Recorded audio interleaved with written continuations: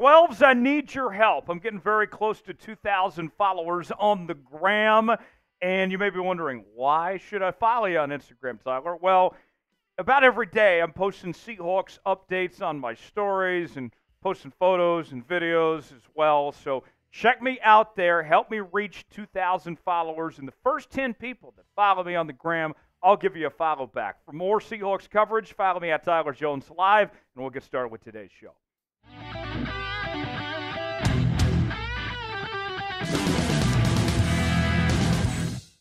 Coming up on Seahawks Today, could the Seattle Seahawks be in the trade market for Pittsburgh Steelers running back Najee Harris? We'll show you what one insider had to say about that possibility. Also, Shaq Leonard, still available in free agency.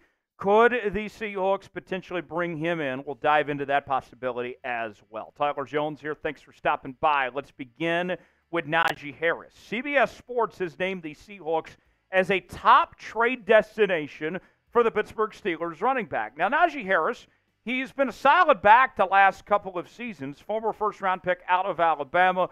We got to see firsthand, unfortunately, folks, how good Najee Harris can be as he ate the Seahawks defense alive. He and Jaylen Warren did when the Seahawks faced the Steelers last season. What about the idea of bringing him to Seattle? Here's more from CBS. Kenneth Walker III has been great, but he's also battled injuries each of his first two seasons. Adding Harris would keep him fresh. In return, the Steelers could get Tyler Lockett, an established veteran who should still have some gas left in the tank. Seattle has the depth at wideout to make this happen. No, thank you. No, absolutely no. Hell no. First off, there's a couple things on this. One, why would we trade for Najee Harris? I understand the logic as far as the Kenneth Walker injury front goes. That's a very real thing. But that's what Zach Charbonnet is there for. That's what Kenny McIntosh is there for. The Seahawks have other options, and Charbonnet looked pretty solid last year when Kenneth Walker was down. So there's no need. And two, I'm not giving up Tyler Lockett. All right? We've already been over this, that this is likely Tyler Lockett's final season with the Seattle Seahawks. He's got a $30 million cap hit coming next year. No, he's just not getting traded. Najee Harris, let's talk about him for a moment. Former first-round pick out of Alabama, Pro Bowler back in 2021. He's been solid. 3 straight seasons with at least 1,000 yards rushing and 7 touchdowns. But if you ask Pittsburgh Steelers fans, the thought with Najee Harris is that, yeah, we spent a first-round pick on this guy, but he's been kind of underwhelming, if you will. They thought they would get more out of Najee Harris than what they've gotten out of him. And Jaylen Warren, the undrafted running back out of Oklahoma State, has looked better than him a lot on the football field. So he's been outperformed by a UDFA for much of the time that they've been in Pittsburgh together. Now, back to the Seahawks realm of things.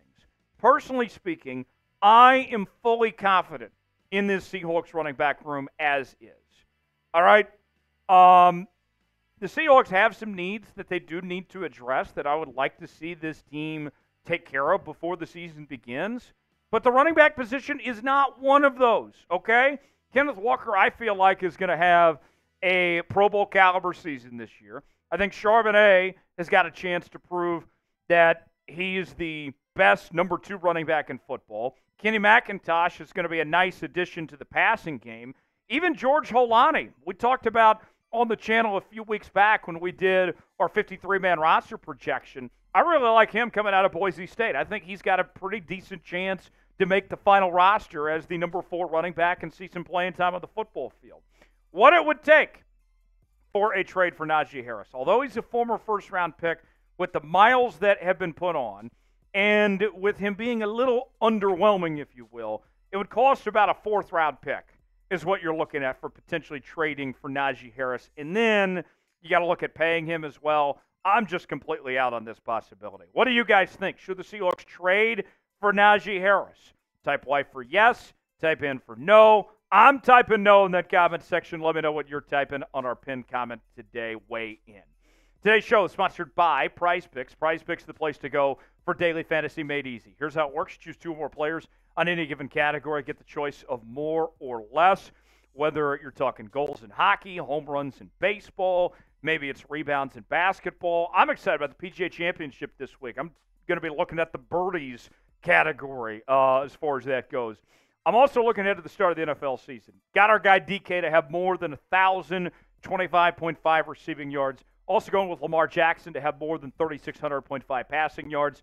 If both these hit, and let's say I put $20 down, that turns into $60 on Prize Picks.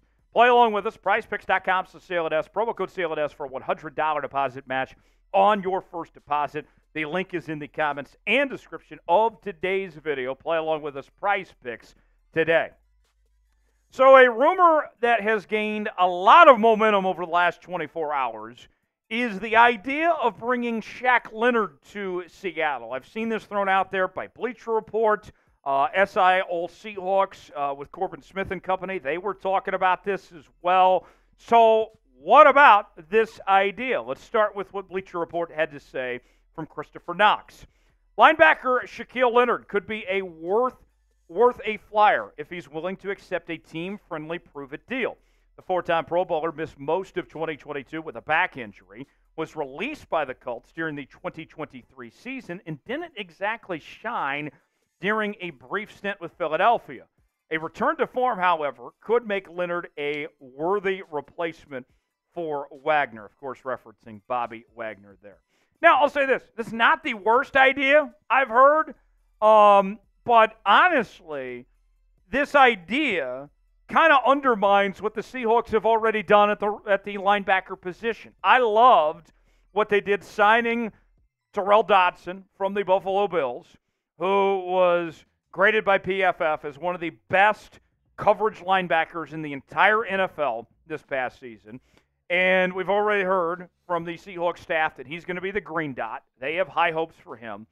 And then you bring over Jerome Baker from the Miami Dolphins, who I think is a very good linebacker. I think he's an upgrade from what we saw out of Jordan Brooks, specifically in coverage there. You've made your investments. If Shaq Leonard is going to come in, as mentioned, it's got to be a team-friendly situation. It's a deal where he's rotating with those three guys when it comes to playing time. I don't hate the idea, but it's not the priority for Seattle here. It's going to be one of those where maybe they wait a little longer, see if he's still available, and if he's willing to take that team-friendly deal, then that could make sense. Should the Seahawks sign Shaq Leonard? What do you think? Type S for sign, P for pass. Let us know in the comment section.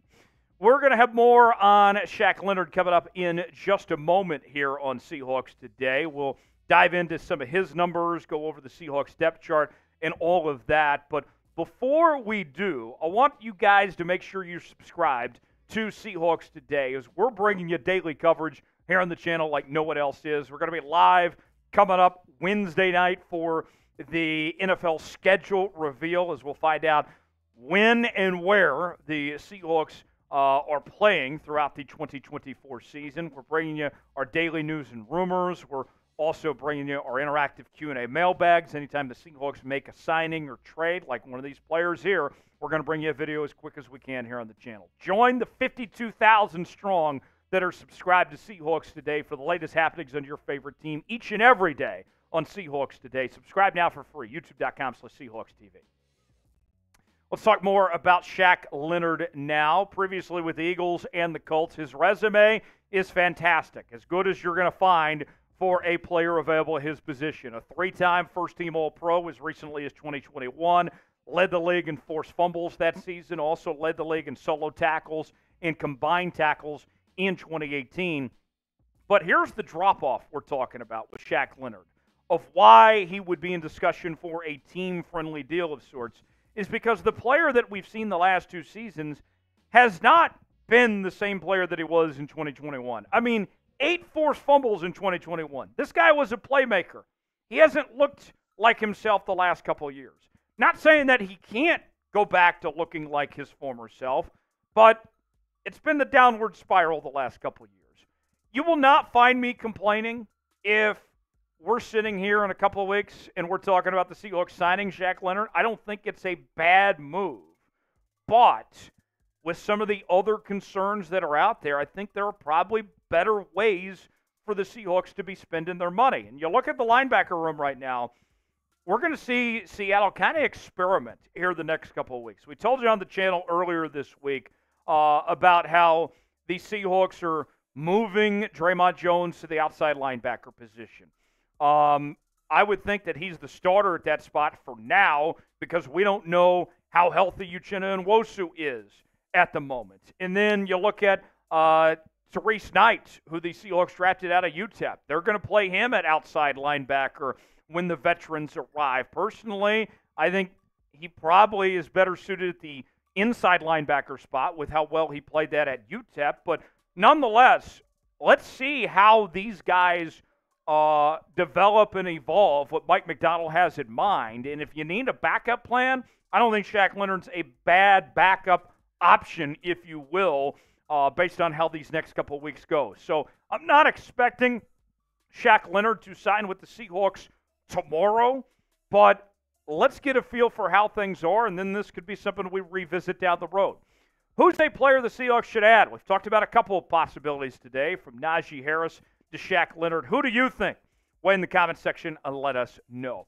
Thanks for joining us here on Seahawks Today. Follow me on the gram at Tyler Jones Live for continuing Seahawks coverage as the show never stops. Just because we sign off here doesn't mean we're done talking about your Seattle Seahawks. At Tyler Jones Live, you can find me there. Appreciate you joining us here on this edition of Seahawks Today. We'll see you later on for the NFL schedule release.